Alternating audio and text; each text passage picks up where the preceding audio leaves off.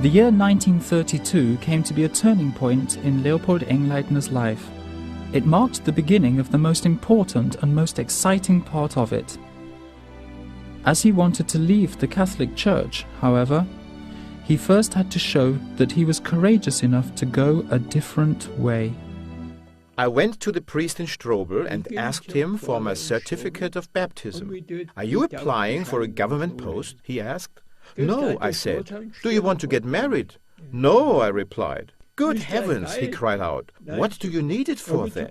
I answered, showing no emotion, "I want to resign my membership of the church." Laughing scornfully, the priest firmly said, "I'll never give you this document."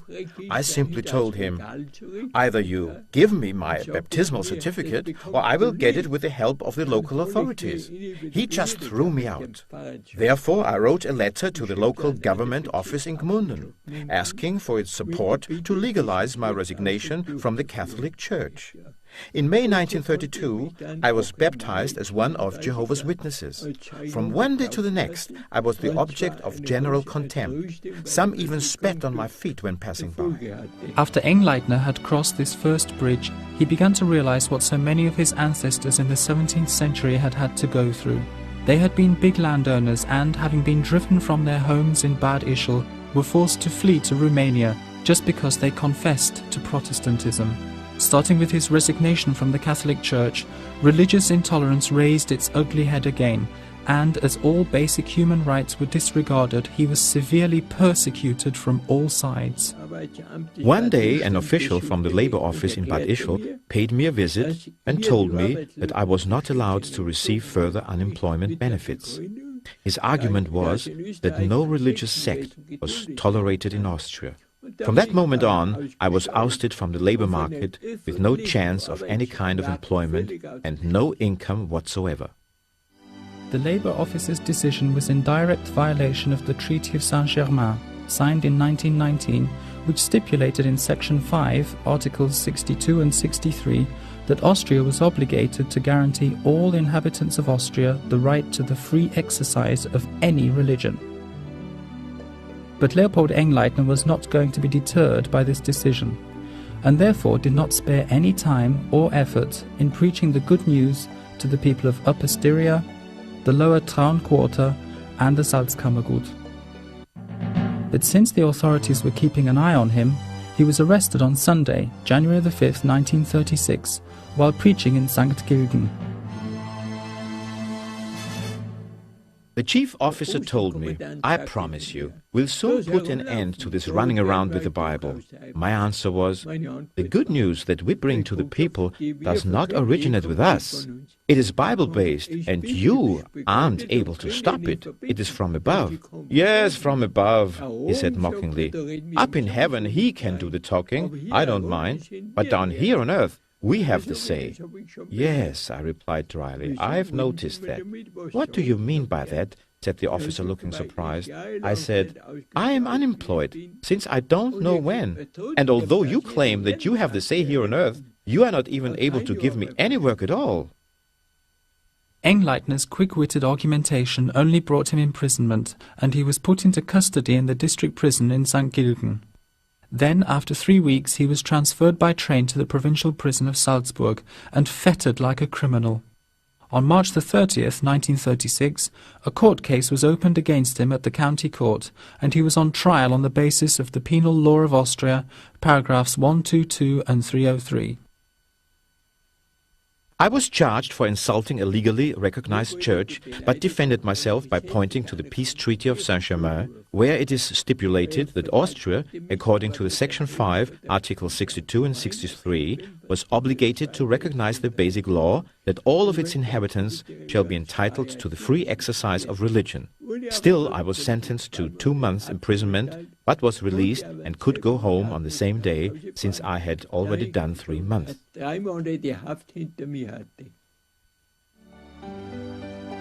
4 months later, the case against Leopold Engleitner was dropped, and amnesty was granted by Austria's President Miklas. But he was arrested again, for the same reason, 1.5 years later in Bad Aussee. Also in Bad Aussee, I was unjustly sentenced to 1 month's imprisonment. Fortunately, the conditions there were not too bad, as a hotel owner who was in the same cell got his food delivered from his hotel and shared some of it with me. When I was released again, my parents were surprised how well I looked and thought I must have been on holiday.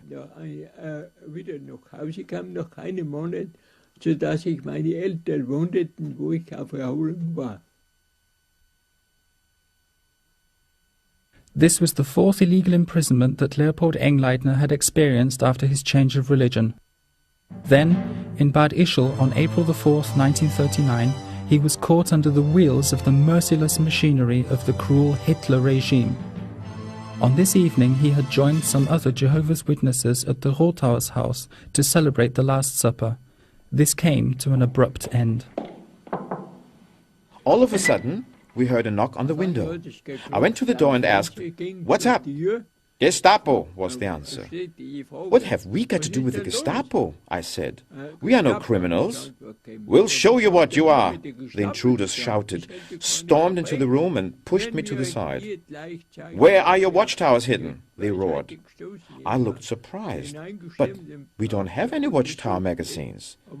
We'd be glad if we had some, I tell you, but we haven't had any for a long time." They asked, "Then for what reason are you all assembled here together?" "We are commemorating the death of our Lord Jesus Christ." Surely that can't be forbidden, can it?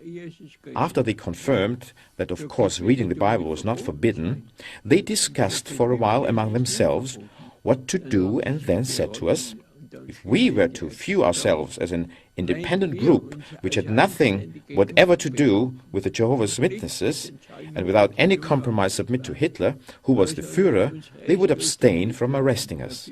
I simply told them, if that's the case, you have to ask the others also for their opinion. I can't speak for them, but I, for my part, can't agree to that.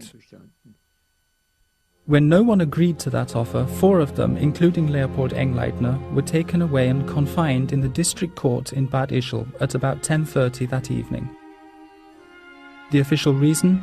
Holding of a Bible discourse.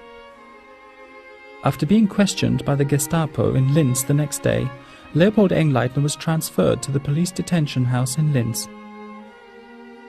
He was then held in custody at the provincial prisons in Linz and Wels. They were shouting at us continually during the course of our interrogation, thinking that might scare us to death. Especially the topic of military service was brought up several times during our examination. In connection with that, the judge once turned to me and said, while shaking his head, "Engleitner, Engleitner, I'm warning you for the last time, if you continue to object to military service, then you already have both feet in the grave. Change your ways." I just said, if I've already got both feet in the grave just standing here, what on earth will it be like on the front lines? Or do they shoot with sweets out there? At first, he made ever such a stern face because of what I just said, but when he saw I wasn't very impressed, he started smiling. To his great surprise, Leopold Engleitner also met the former provincial governor of Upper Austria, Dr. Heinrich Gleisner, who was with him in the same prison. One day, accompanied by a prison guard, I had to carry a batch of clean laundry to a certain cell. Prisoner, outstandingly polite, courteously said, "Thank you." Going back to my cell again, I asked the guard, "Who is that fine gentleman?" "Why, didn't you recognize him?" he answered. "It is the former provincial governor of Upper Austria, Dr. Heinrich Gleisner." The case against Leopold Engleitner was eventually dropped after an amnesty. Instead of being released, however, he was handed over to the Gestapo in Linz again, who decided what was to happen next. It was on October the 5th, 1939, that the senior guard of the police detention house in Linz came and told him the worst and most shocking news he would ever hear in his whole life. Herr Engleitner, I'm very sorry, but in half an hour you will be transferred to Buchenwald concentration camp by train. You will still get something to eat, because who knows when you will ever have a full stomach again. Then on the train, I shared a cell with Dr. Heinrich Gleisner. He told me that he had got to know Jehovah's Witnesses, with whom he'd been imprisoned in Dachau concentration camp, and he said he marveled at the steadfastness of their faith. Then he asked me, but during the time I was in office, such a thing could never have happened, could it? I exclaimed, Herr Doctor, 5 times I was sent to court during that time, and it was then that even my unemployment benefits were cancelled.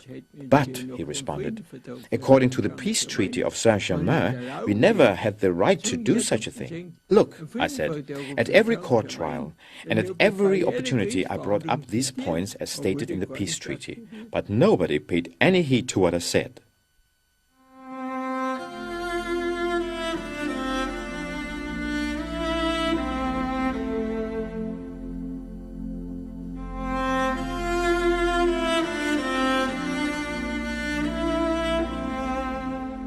As of 1937, more than 250,000 people of over 30 different nationalities were transported like cattle to Buchenwald concentration camp on Ettersberg Hill. Under the most inhuman conditions, about 56,000 of them died in this horrific concentration camp. On Wednesday, October the 9th, 1939, Leopold Engleitner arrived at Weimar train station in Thuringia, Germany. It was late in the evening when he and the other detainees were ruthlessly squeezed into a prison lorry. They were then driven along what was called the Blood Road, which brought them to the Buchenwald camp.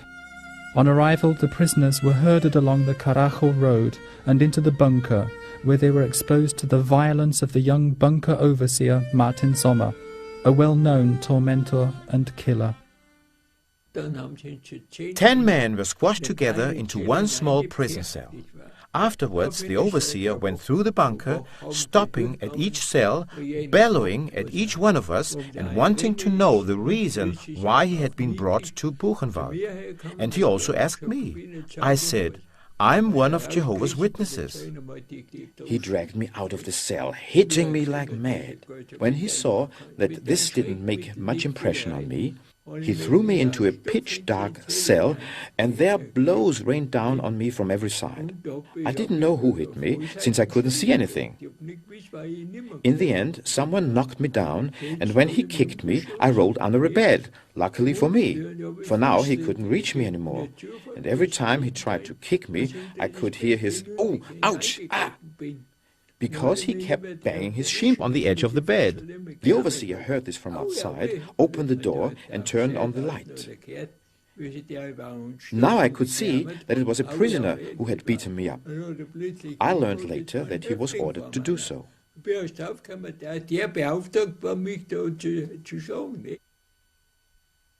After that, the SS man Martin Sommer pushed him to the guardroom. In the guardroom, the overseer started asking me things I could never have answered to his satisfaction. Therefore, he forced me to lean over a bench and started beating me with a switch on my back and on my behind, using the thicker end while holding the rod at the thinner one. And because that didn't bring him any satisfaction either, he shouted in frustration, "I'll have to shoot you." However, before doing this, he allowed me to write a card home to say goodbye to my parents.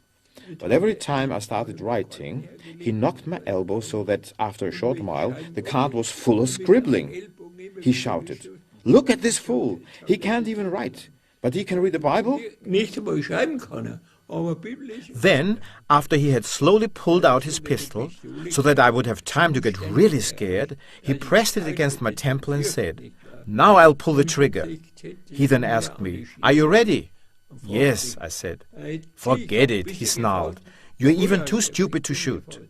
After that terrifying experience, he brought me back to the cell. There was a chamber pot in it, like the one the children use during the night, and it was supposed to be big enough for 10 men. Naturally, it was now full to the brim with urine, and I was ordered to empty it into the toilet.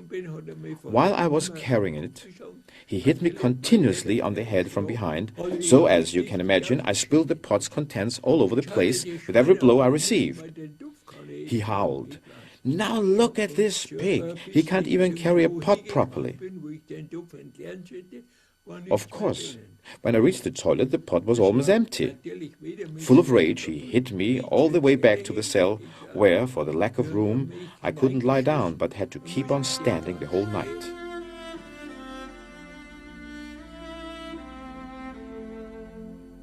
Early in the morning, the new prisoners were led to the political section. As they passed the gate, Engleitner's eyes fell on the inscription, "To each his own." It indicated that the tortures everyone had to endure as soon as they entered the gate were nothing more than they deserved. After Engleitner arrived at the camp, he stood next to Dr. Heinrich Gleisner as their particulars were registered. When Dr. Gleisner was asked what his profession was, he answered, "I'm a lawyer." "What, a Jew?" this S-man said, misinterpreting his answer, and hit him in the face. After that, it was my turn. They threatened to lock me up with the bears. At first, I thought this was funny, convinced that they were only joking. Later, when I saw the bears in their pit, I realized the danger I was in. As a newcomer, I was allotted to the penal company and received an outfit marked by a purple triangle, which showed that I was one of Jehovah's Witnesses, and a black dot, which indicated that I was assigned to work in the quarry.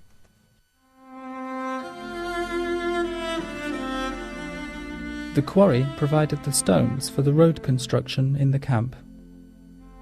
Work in this unit was one of the greatest tortures that people had to endure in Buchenwald concentration camp. The working methods were primitive, like the tools that we had to use, and there were never enough of them. Shovels and pickaxes were thrown in a heap from the ground, and for many it was worth fighting to get one of them, since anyone who missed the chance had to work the entire day just using his bare hands. This situation was almost unbearable, and even young detainees, 15 and 16 years old, were turning grey in a matter of weeks. Holes in the roll call square had to be filled. For this reason, heaps of rubble deposited in front of the camp had to be transported into it on stretchers. One day it happened that I, together with another prisoner, was hurrying through the gate with a loaded stretcher when the second camp leader, Hans Hüttig, turned up just in time to beat me with his whip, so that I had to let go and drop the stretcher. Both of us ran as fast as we could and quickly mixed with the other laborers. Hüttig came looking for us. We all had to line up in rows of 5, and he started to check each one of us.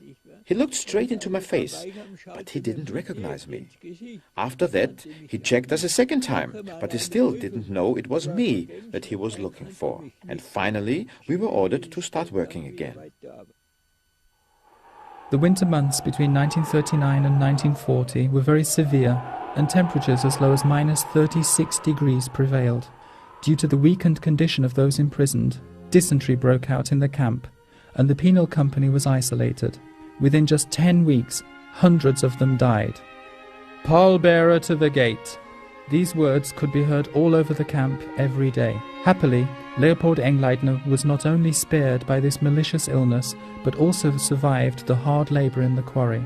After a certain period of quarantine, he was assigned to Block 44, together with all the other earnest Bible students, as Jehovah's Witnesses were called in the camp.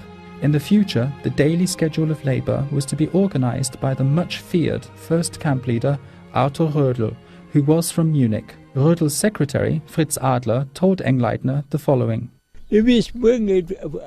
Tomorrow you'll be introduced to the camp leader Rödel. I'd like to give you a tip. Don't speak high German. He can't stand it. So I was ordered to the camp's office the next day. The camp leader glanced at me and asked in broad Bavarian slang, "Ah, where does this fellow come from?" "From the Salzkammergut," I replied. "What, from Ischl?" he asked inquiringly. "No, but from St. Wolfgang," I answered. "No, really. He's from Wolfgang, where I went with my friends to the White Stag Inn every Sunday and got drunk." Then he commanded, "Let's assign him to Walter Schneider." Schneider was the capo of a group of prisoners and was assigned to assist workers of a certain construction company to erect a huge sewage plant in Buchenwald concentration camp. For more than 1 year, Leopold Engleitner worked with this group. One of my workmates was an engineer, but had to work in the camp as a bricklayer instead. Although a member of the German Catholic Center Party, he was upset with the Pope because he not only supported Hitler, but had also withdrawn his support of the party. We seem to have many things in common, since the Pope didn't like the witnesses either, and somehow we started to take a liking to each other.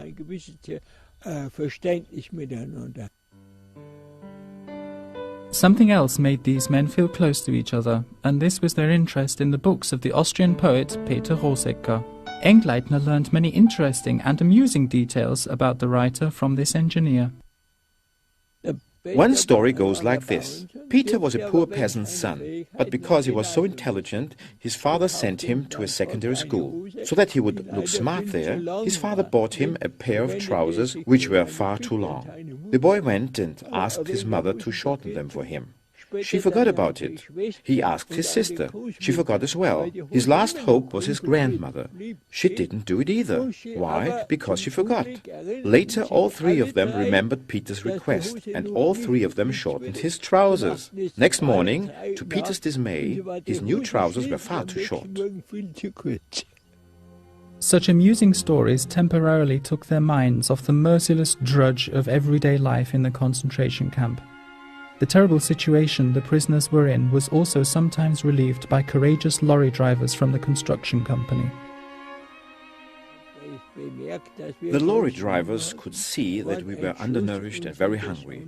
Therefore, they secretly tried to supply us with food. So that we would know where the packages with bread and sausage were hidden in the sand they delivered, we agreed to a certain sign that would tell us where to look. A toothpick or a matchstick, either in the right or left corner of one of the lorry drivers' mouths, would tell us on which side of the lorry the food was hidden. We watched every driver very carefully, as you can imagine. After we had found the packages with food, we hid them in order to eat some of it later. Leopold Engleitner also came to work together with a Catholic clergyman who was a former fellow worker of the Cardinal and Archbishop of Vienna, Theodor Innitzer. The Cardinal had been a great supporter of Austria's annexation to the German Reich. The Catholic priest was rather annoyed about Cardinal Innitzer, since he himself stood firm against Hitler, while the Cardinal supported his policy willingly.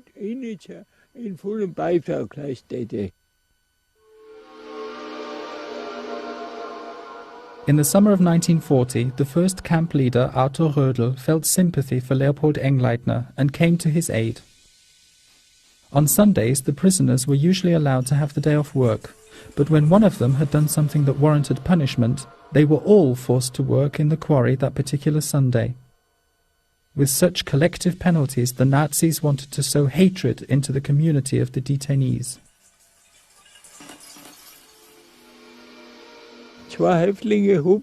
I almost collapsed after two of the prisoners loaded a heavy stone upon my shoulders.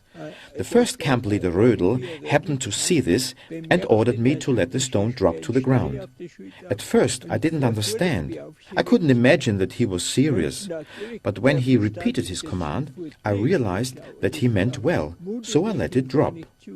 With his boot, he kicked a smaller stone over to me and ordered, "You must carry this one into the camp." Jehovah's Witnesses were extremely harassed with overwork by the capos, and the first camp leader didn't like that.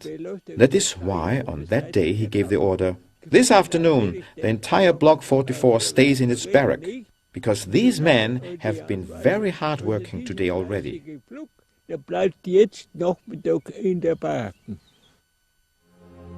About 400 Bible students were housed in Block 44, a two-story stone building. The walls of the rooms were lined by 3 rows of beds, one above the other, and covered with straw or wood wool. Each morning was the beginning of a day more terrible than the last. What all of us dreaded most was the shout every morning, "Out of the beds!" We rushed and hurried to the washroom. Then we had breakfast, which was just a cup of coffee substitute. The morning roll call was very early in the day, and after that we hurried off to work. For lunch we had stew, and there was never enough. The evening roll call was very late, just before sundown. Physically exhausted but spiritually strong, the Bible students unswervingly kept holding fast to their conviction. They found the spiritual means to keep their faith alive every day, and even risked their lives just to get hold of a Bible somehow. When a Bible was smuggled in, it was taken apart and divided up into single books. I got the book of Job, which I somehow had to keep hidden on my body. I was only able to read it during the night, and after 3 months I had to return it. Every Sunday we would listen to a biblical talk on the first floor of Block 44, whilst some of the brothers kept watch so that we would not be taken by surprise. One Sunday it was my turn to keep watch. All of a sudden someone patted me on the shoulder. It was an SS man who, pointing upwards, said, "Just carry on." His gesture indicated that he had known all along about our secret meetings and had no objection to them. The Bible students were among the selected few detainees who were allowed to shave the SS men, because they knew that they would not be harmed in any way.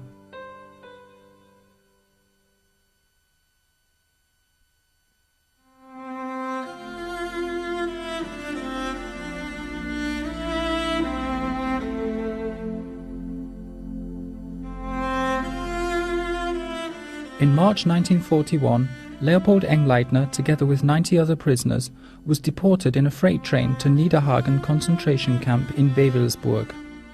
The Reichsführer SS Heinrich Himmler had big construction plans for Wewelsburg in mind, where a gigantic SS headquarters was to be built, which had been planned by the architect Bartels. To accomplish this huge task, a large crowd of labourers was required. Since many of the prisoners had been shot when trying to escape, Heinrich Himmler decided to use the hard-working Bible students. Firstly, to work them to death, and secondly, because he knew that they would never try to escape. Out of 3,900 prisoners, almost 1,300 found their agonizing death in Niederhagen concentration camp. For Leopold Engleitner, detainee number 46, the imprisonment in Wewelsburg in Westphalia meant 2 more years of humiliation. I was assigned to the electricians unit, which was responsible for maintaining the electrified barbed wire fence. While we were at work, the electricity had to be switched off. The Bible students were the only ones who never tried to escape. For that reason, they also brought in the harvest. And since I used to work as a farmhand, I was assigned to the harvest unit as well. From May until August, we only had nettle soup to eat, and I got more hungry every day. As we lost a lot of weight, we grew thinner and thinner, and our strength declined drastically. Writing letters was also a problem. We were only allowed to write 10 words once a month. So that the SS would know that my views remained unchanged, I always wrote, I am well and steadfast. merken konnten, welche Einstellung in mir vorhanden war. Ich bin gesund und tapfer. At one point, Leopold Engleitner was assigned to the tree felling and woodcutting unit by the SS. While working for this unit, he encountered the tyrannical prisoner Max Schüller, a much-feared capo who behaved very much as the SS liked him to. Schüller was a criminal who already had quite a large criminal record, and he treated the prisoners under his command with unthinkable, inhuman cruelty. He particularly liked to take out his aggression on Leopold Engleitner. Our unit had to work on some trees. Next to us, there was the capo Max Schüller with his unit, which had to dig trenches for the rifle range. All of a sudden, this capo came storming over to us, shouting, "You lazy dogs! I'll teach you how to work harder." There were holes left where the rootstocks of the trees used to be, which were now filled with rainwater. So Max Schüller, standing in front of me, commanded, "Go on, jump into the hole." I answered in no uncertain terms, "No, I won't do it." "Then I'll throw you in," he threatened through clenched teeth. "Just try it," I said with confidence. He grabbed me, and because I clung to him very tightly, we fell into the root hole together. Filled with rage, he got hold of the broken handle of a shovel and began to bludgeon me with it, screaming, "Now I'm gonna kill you." A sentry who was standing not far away from the scene was able to intervene by shouting, "Max, stop it!" Max Schüller, who had hurried over to this SS man, was now threatening him as well. "And I'll report you, because you are defending an enemy of the state." Then all the sentries, being alarmed, came over, and they all sided against that capo who dared to threaten an SS man. Another time we were punished by getting drilled on the roll call square. Who was in charge? The extremely violent Max Schüller. He commanded so fast, up, down, that I couldn't follow anymore. So I just kept lying on the ground, and happily no one took any notice. Having narrowly escaped the threats of this tyrant, Leopold Engleitner almost lost his life while being just a little too careless. There were many small beech trees standing outside the camp. One day Camp Commandant Haas ordered, "We have good use for them in the camp. Take one with you every time you return in the afternoon." After our regular working hours, I went to fetch one. All of a sudden, I heard the sentry's voice calling over to where I was standing. "Hey, where do you think you're going? Can't you see? You're beyond the line of sentries. I could have shot you." Still shaking with fright, I simply apologized, but then asked him, "Of what benefit would it have been to you if you had shot me?" He said with a grin, "I would have been granted 2 weeks military furlough." Leopold Engleitner really appreciated this act of consideration, since it was an expression of some kind of humanity within an environment marred by hatred, violence, and death. But cruel reality soon caught up with him again.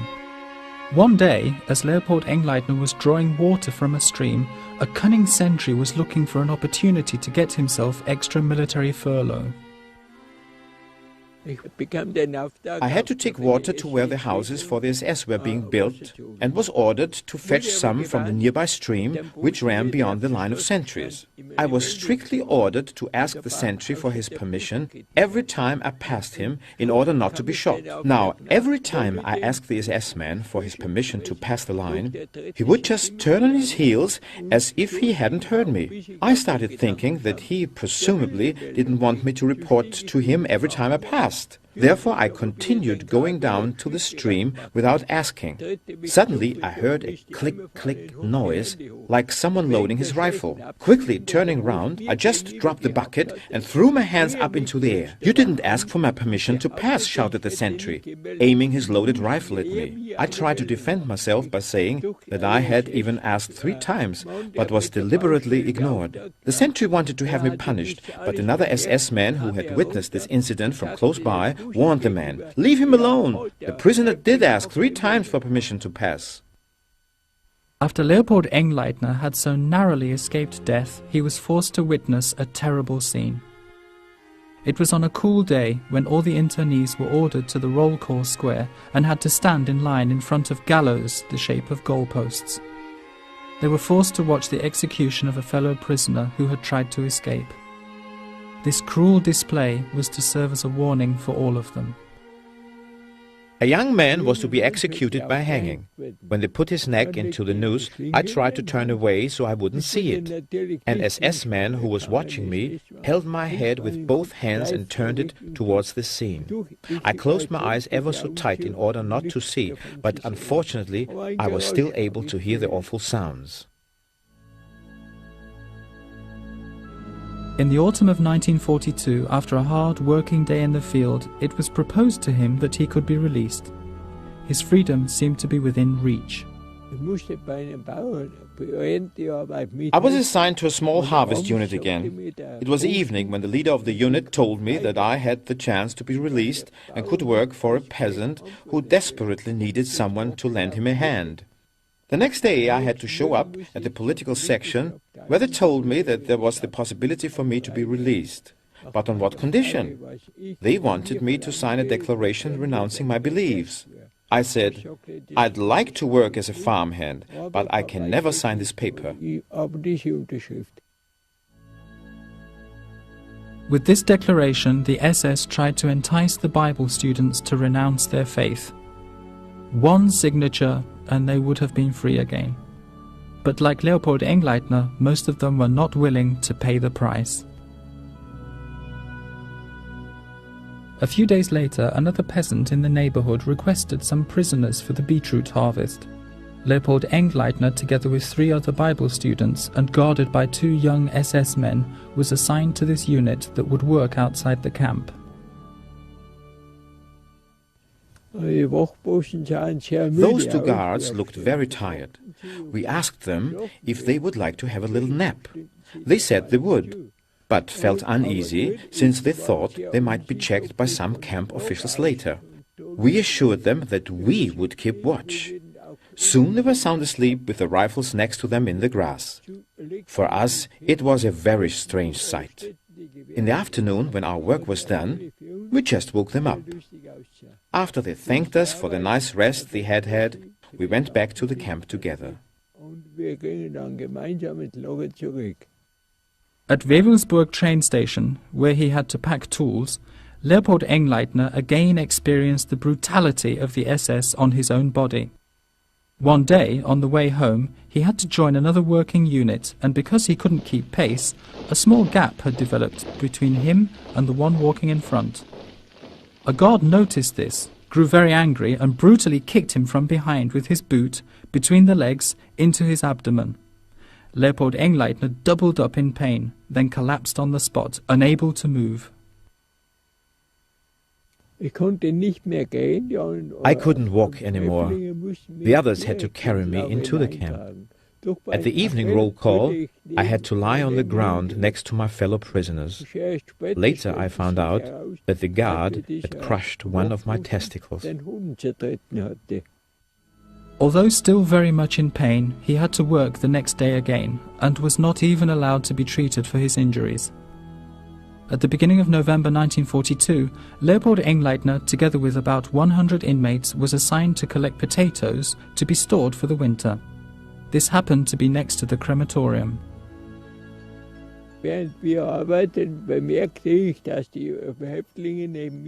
While we were working, I noticed that my fellow prisoners were eating roasted potatoes, and that made my mouth water. The assistant of the crematorium turned to me and asked, "Do you know where they get roasted?" I had no idea. Then he showed me where. In the crematorium. I shuddered with horror since I had seen the corpses before. They were covered with ulcers and boils. In April 1943, Himmler stopped the construction work, and Niederhagen concentration camp was closed. For this reason, Leopold Engleitner was deported to Ravensbrück concentration camp in the spring of 1943.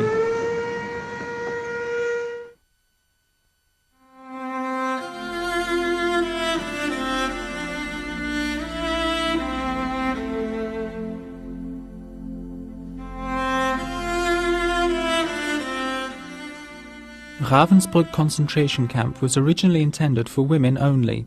but from 1941 onward the camp was enlarged to accommodate 20,000 men as well. Altogether, it had held 153,000 prisoners, tens of thousands of whom died. Leopold Engleitner was registered as detainee number 3523. He had seen many terrible things, but what awaited him there was beyond his worst fears. This camp was so overcrowded that for new prisoners there was nowhere to sit when eating their meagre, watery soup. His whole body had been covered in festering ulcers for months, so the pushing and shoving of the crowd was particularly painful for him. The conditions in this camp were unbelievable. Because we could seldom change our clothes, we were covered with lice bites. In addition, the other prisoners were hateful to us Bible students and even more harassing than the SS itself. This I experienced personally on Whitsunday 1943. At the morning roll call, it was announced, "There will be no laboring today. Instead, your dirty outfit shall be washed clean and hung up to dry. Nobody is allowed to leave the barrack before 4 o'clock in the afternoon." After 4, when we were allowed to have some leisure time, I looked and I could hardly believe my eyes. My clean trousers were gone. I was shattered. What was I going to do? Well, I thought, there is nothing else I can do but to line up for the roll call in my underpants. Unfortunately, the camp commandant took the roll call himself, and when he saw me in my underpants, he said, obviously surprised, "This one's lined up here in his underpants. Why is that? Come on out." I tried to explain. "Herr Lagerkommandant, you told me what to do, and I did just as you said. After I washed my outfit, I hung it up to dry in the sun. But when I wanted to take it down again in the afternoon, my trousers were gone." "Why didn't you report it to the Stubendienst?" he asked me. "But I did, Herr Lagerkommandant. He just boxed my ears." "Stubendienst, come out!" the camp commandant shouted, and being very angry, he grabbed the Stubendienst and also boxed his ears very heavily. He shouted, "When I give the command to clean the outfits, they should be in order. If the trousers are still missing tomorrow, there will be no meal for the whole camp, and that for the entire day." This order was not without results. The next morning, what a surprise! My trousers were hanging there again, but wet, without triangle and number. It was July 1943 when all of a sudden everything took a turn for the better for Leopold Engleitner. Without being forced to sign a declaration renouncing his faith, he was released and so escaped the murderous machinery alive. How was this possible? I was ordered to the guardroom where an SS man made me a proposition. "You can be released." "But without a signature," I interrupted him abruptly. "That's not necessary," he said. "You only have to put yourself under obligation to work solely in agriculture in the future." And this I was ready to do. Then I was introduced to the camp medical officer. He asked me, "You are still a Jehovah's Witness?" I said, "Jawohl, Herr Hauptsturmführer." "We are not allowed to release you then, are we?" he remarked. After staring at me for some time, he finally said, "But I tell you what, we are glad to get rid of such a wretched creature as you." In that he was right, since I was covered in ulcers and weighed only 28 kilos. After over 4 years of the most inhuman and brutal treatment, Leopold Engleitner returned home on July the 16th, 1943.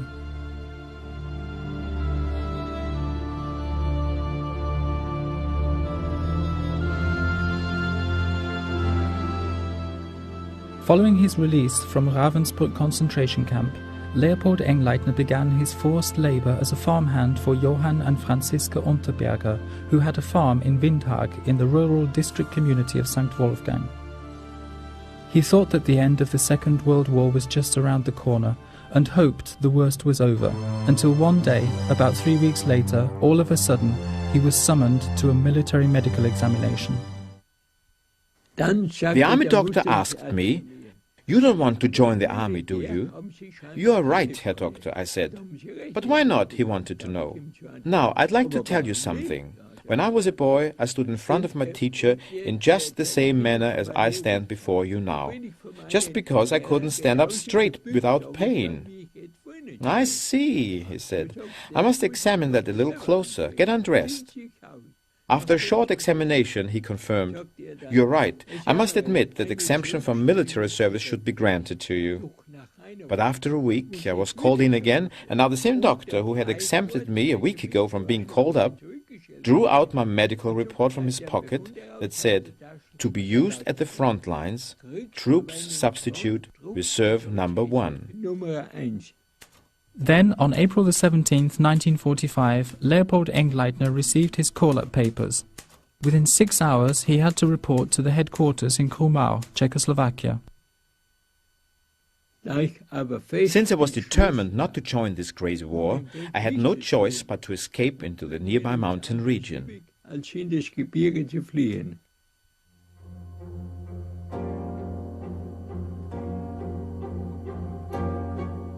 In the night of April the 17th to April the 18th, 1945, Leopold Engleitner started his escape from the claws of the NS military police. He fled over the Vierlinger Wand into the forests on the southern slope of Leonsberg mountain. He was now a deserter, a conscientious objector, and everyone had the right to shoot him. I just walked on and on because the weather was wonderful and there was a warm wind blowing. In the evening, I prepared my bed with branches that I broke off from some trees. Since I was frightened that someone might spot me, my sleep was so light that I woke up every time I heard even the slightest sound of a falling leaf. Then in the morning I continued walking again. After a week, the warm föhn wind subsided and cold winter weather returned to that region.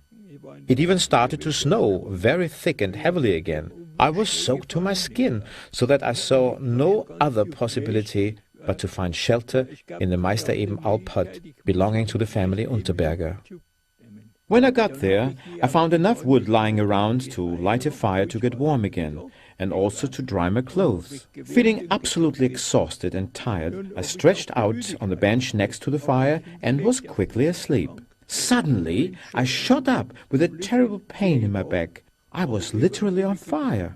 Fortunately, I had the presence of mind to roll myself on the ground to extinguish it. After I finally put out the blaze, I realized that my entire back was burned and I found myself in severe pain. Since my outfit was burned at the back as well, I put it on back to front, so that the burns on my back were protected. What could he do in the middle of the night? He had no other choice but to go back to the Unterberger Hof to be able to treat his burns somehow and get some new clothes. In great fear of being detected, he stealthily went down to the farm. Despite shivering with fever, he was so thirsty that he stopped at every stream to take a drink. It was almost daybreak when he arrived at the farmhouse, but Franziska Unterberger was afraid and sent him away again. He was being searched for everywhere. I had to go to my parents. They didn't like the idea of hiding me for a while, but I had no other choice since a new day was already dawning and I could have been easily detected. So they had to take me in. I found myself a hiding place in the hayloft. My mother then came with some wet towels to cool my burns. She also brought some soup that she had put into a milk can and lifted up to me with the help of a hay fork. After 2 days, I had had enough of my parents lamenting, and I chose to leave them again. I found myself a cave situated on a mountain slope. It was very small and not very high, therefore I couldn't stand erect. Using moss and branches, I made myself comfortable in it. It was a fine hiding place, and I had a good view all over the region. Nobody could have ever taken me by surprise. This ideal hiding place was especially important as a Nazi search party was already on his heels.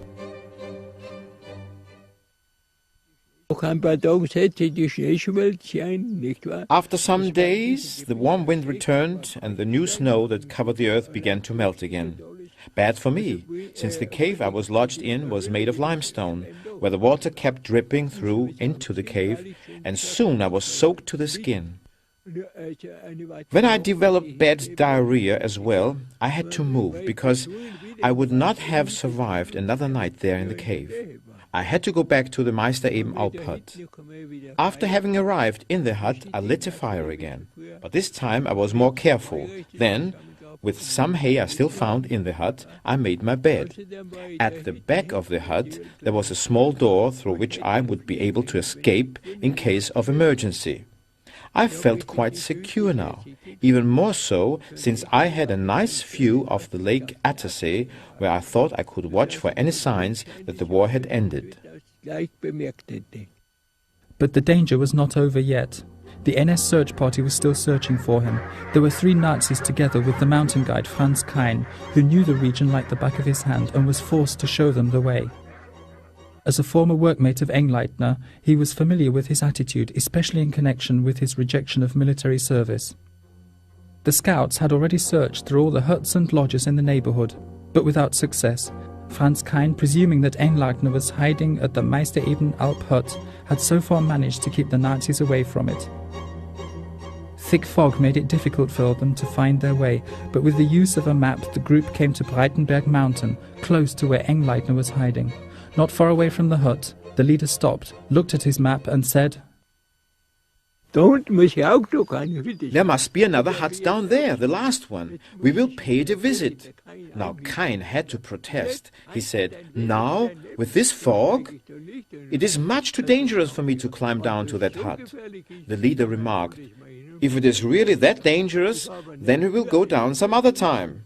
This was how Kein managed to divert the leader's attention away from the hut. If the Nazi had stuck to his plan to climb down to pay me a visit, it would have meant my arrest and certain death. A short time after this perilous situation for Engleitner, the German Reich capitulated. On May the 5th, 1945, it was no longer dangerous for Leopold Engleitner to return home. This adventurous escape had saved him from certain death, because at the base in Krumau, which he had to report to, there were no survivors after an attack by Czech troops. It really had paid off that he, Leopold Engleitner, even when threatened with death, had stuck to his principles. His way was different. He just said no, and could thus keep a clean conscience. Leopold Engleitner's life proves that it was possible to say a clear no to Hitler's regime of terror. 20th century history would surely have been written differently if more of his contemporaries had acted as courageously as Leopold Engleitner.